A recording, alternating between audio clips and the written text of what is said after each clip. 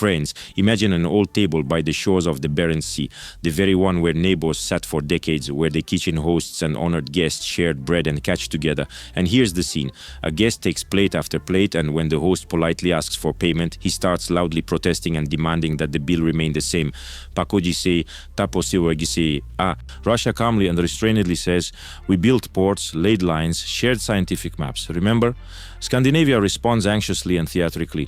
What about our rights? We are used to things being different. Friends, this video is not about fish at all. This video is about how long and not always equal relationships turn into resentment when one suddenly decides to take back what is rightfully theirs. And the question is simple. Who is the real ignoramus here? The one who takes, or the one who isn't afraid to ask for what's theirs back? Well, as always, this is your humble servant Timofey Rudnitsky. Here we talk about things that are rarely spoken about out loud. Watch the video until the end, because this story is much broader than just a contract termination. Your support is needed now more than ever. Please click like and subscribe to the channel. Well, let's get started.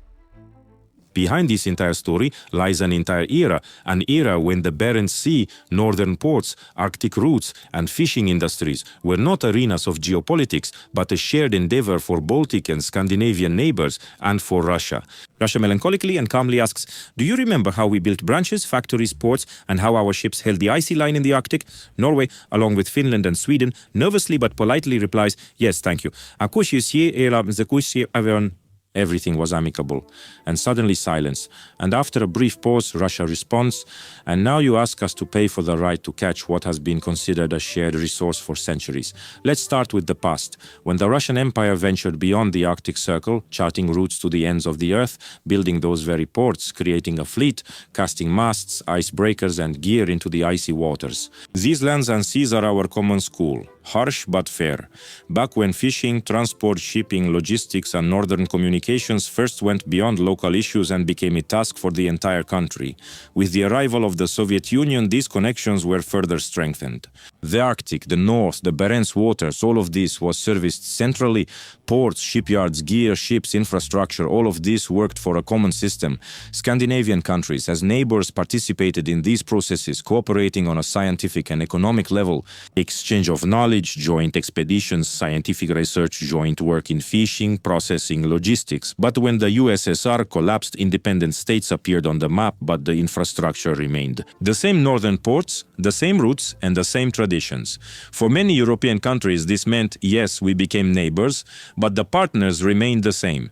In the 90s and the 2000s, Europe, Scandinavia, and Russia made agreements that allowed them to preserve this shared history, use the ports, share resources, and support fishing, science, and logistics. And all this is based on the trust of shared geography and shared responsibility. And for many in the north of Russia, on the coast of the Barents Sea, this was life. Hundreds of fishing vessels, families, work, ports, shipyards, logistics, and processing. For the Scandinavians, it was a stable resource, meat for fish markets, supply, and jobs. And it went on like this for decades. Not like a reliable contract, but as a natural sharing of northern reaches. But why does it feel especially painful? Because fishing, transport, scientific expeditions, logistics are not just numbers. They are jobs, taxes, and life in northern towns. These are mothers who know that the father will go out to sea but will come back to shore. These are children who grow up seeing ice and the sea and perceive the North as home. Scandinavian countries benefited from this regularly, steadily, and independently of geopolitics. These benefits became a habit, and habits are like a tremor before a storm. When trust collapses, they are forgotten. Now, after Russia's decision to terminate the 2007 and 2008 agreements on the Barents Sea and Arctic cooperation, everything previous is in question.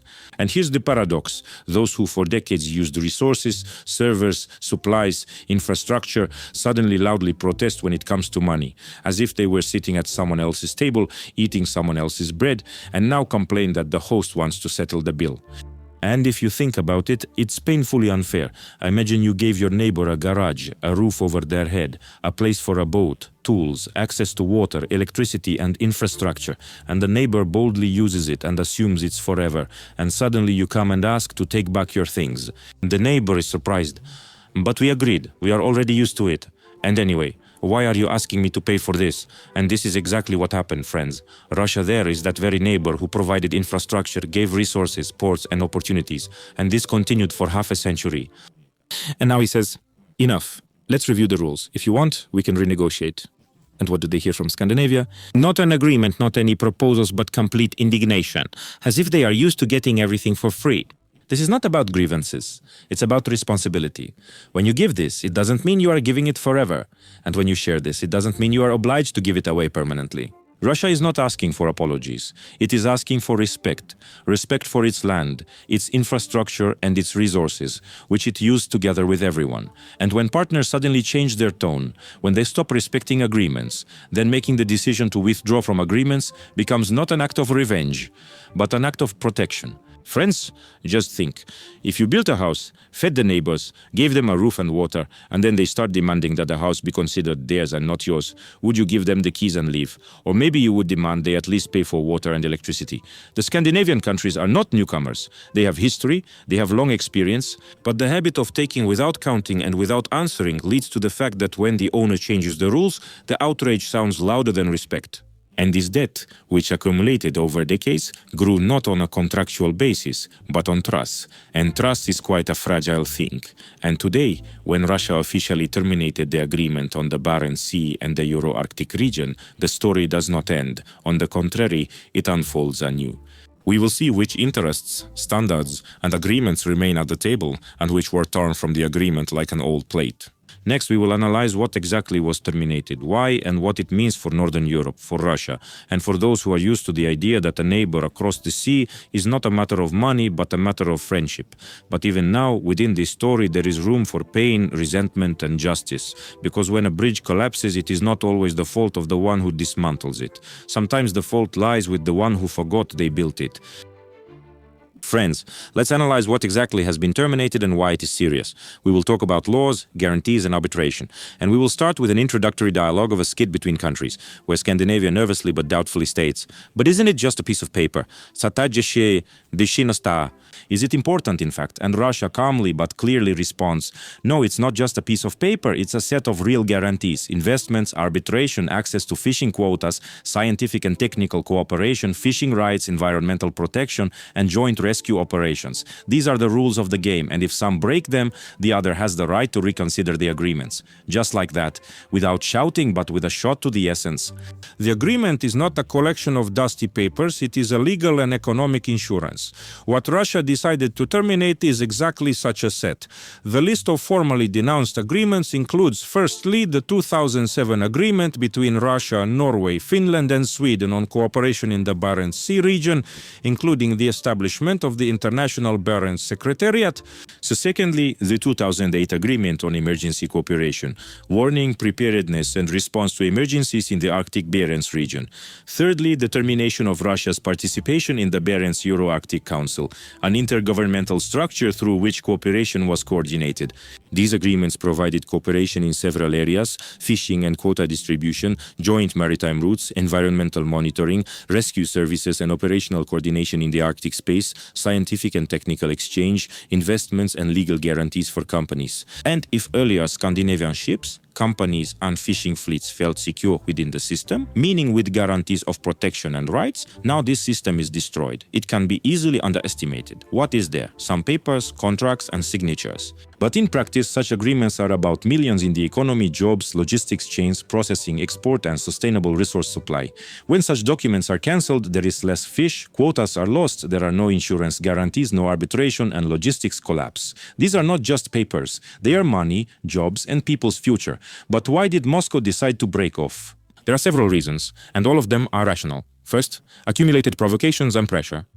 From the end of 2021 to 2022, the countries of Northern Europe, like the entire West, imposed strict anti-Russian sanctions, restrictions, political pressure, and effectively broke the trust on which the Barents cooperation was built.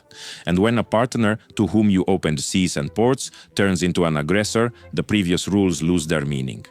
Arctic resources, fisheries, and sea routes are strategic assets of Russia, and if external players risk them, violate agreements, impose sanctions, and hinder operations, it is logical to reconsider whom to trust. And the agreements were not for nothing, but for mutual benefit. When one side refuses its obligations, the other has the right to reconsider. And so Russia decided that it would not give for free, and the denunciation was officially formalized.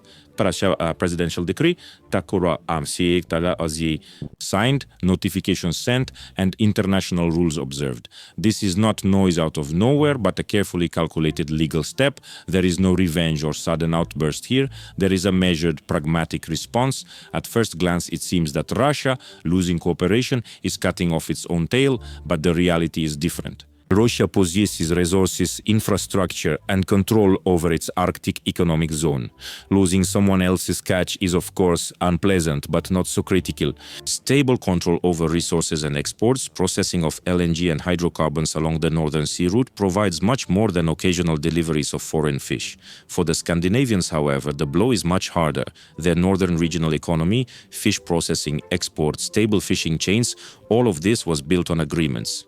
Now, quotas, access and status are in question, and this means a wave of problems, increased costs, reduced catch, and economic instability. Simply put, those who were used to taking suddenly found that their nets are vulnerable when resources are redistributed. The essence is that morality is good for morality. In business, however, you need agreements, guarantees, and responsibility. Complaints sound loud, but if you look closely, it's a bomb under their own chains. After all, resources, quotas, and logistics, all of this is collapsing. Now, when there are no agreements, guarantees are removed, and mechanisms are disarmed, the moment of responsibility arrives. And then we will see what consequences await Scandinavia, Europe, and Russia. Who will win the new market map and who will lose their usual niche? Who will find themselves in the role of host and who in the role of a guest without any rights? And we will find out why the end of cooperation is not a tragedy, but a new beginning. The consequences of breaking agreements in the Barents region are not about symbols and political rhetoric. It's about money, ports, jobs, and broken habits. And that is why Scandinavian capitals are so nervous today. The first blow hit the fishing industry the most sensitive sector for northerners.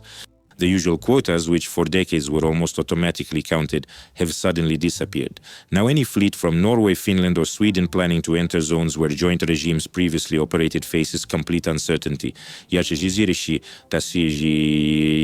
And this in turn means an increase in raw material prices for processing, disruptions in factory supplies, and a decrease in export volumes. The second blow is to local economies. Northern shipyards, ports and fish processing enterprises were closely linked with Russian waters and Russian routes.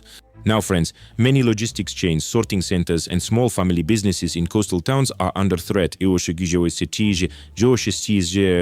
Less fish means fewer jobs, and fewer jobs always mean more social tension. The third effect is political panic. When Scandinavian ministers realized that the usual order had disappeared, attempts began to compensate for the losses with political statements, increase pressure on Moscow, revise the rules, and seek new levers from the European Union. But this panic is more demonstrative. Europe knows how to make loud demands, but it is much harder to actually achieve the redistribution of resources it does not have. And while Scandinavian tables are shaking from speeches, the Barents region has already moved into a new phase without their consent. The main change is the balance of power in the Arctic. Russia is strengthening control over its waters, sea routes and infrastructure. With the cancellation of agreements, the remnants of the mandatory coordination regime disappear. And this means more freedom for Moscow and less for the Scandinavians. Norway will bet on the European Union, hoping that Brussels will compensate for its problems. Finland will try to maneuver between the collective NATO line and the pragmatic business approach, which is already calculating real losses. And Sweden will speak loudly but act cautiously, as it already has a whole booklet of internal economic problems. And for Europe, this is a painful lesson. Political passions have a price, and if previously the Union could afford ideological games, it is now clear.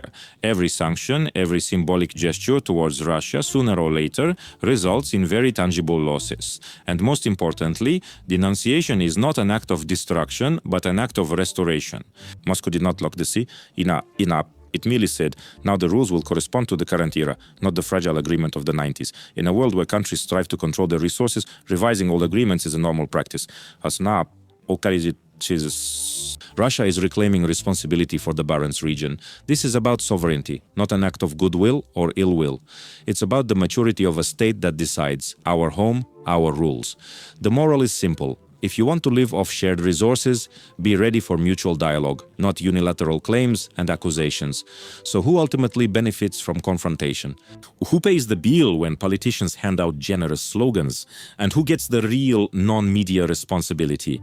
The answer is obvious. It's not about fish, it's about the boundaries of respect and the price paid by those who decided that others' resources are their eternal rich reserve.